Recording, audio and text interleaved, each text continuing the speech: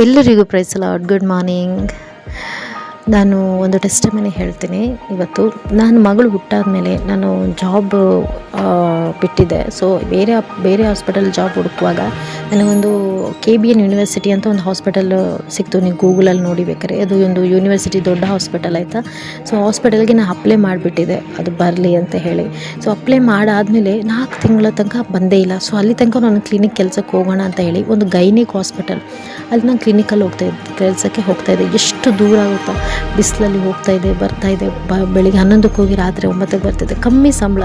So ಇದೆಲ್ಲ ಇದ್ದಾಗ but faithful ಇದ್ದು, ನನ್ನ ದೇವ್ರು ಫೇತ್ಫುಲ್ ಇದ್ದಾನೆ ಅಂತ ಹೇಳಿ ಹೋಗ್ತಿದ್ದೆ. ಹಿಂಗೆ ಹೋಗುವಾಗ ಒಂದ್ಸಲ ಏನಾಯ್ತಂದ್ರೆ ನನ್ನ ಮಗಳಿಗೆ ಕಂಟಿನ್ಯೂ 5 ದಿನ ಜ್ವರ ಬಂತು.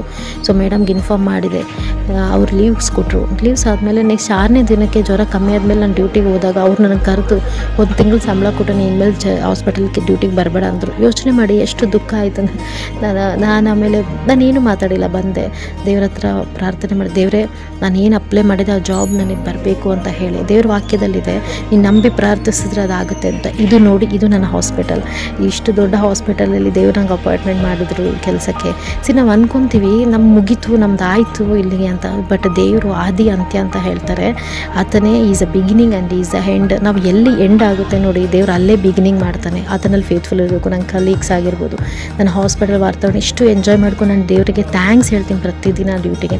ಸೊ ನಮ್ಮ ಲೈಫಲ್ಲಿ ಎಲ್ಲಿ ಎಂಡ್ ಆಯ್ತಲ್ಲ, ಇಲ್ಲ ಅಲ್ಲಿಂದನೇ ದೇವ್ರು ಆರಂಭ ಮಾಡ್ತಾನೆ. ಸೊ ನಿಮ್ಮ ಲೈಫಲ್ಲೂ ದೇವ್ರು ಹಾಗೆ ಮಾಡ್ತಾನೆ. ಆಮೇಲೆ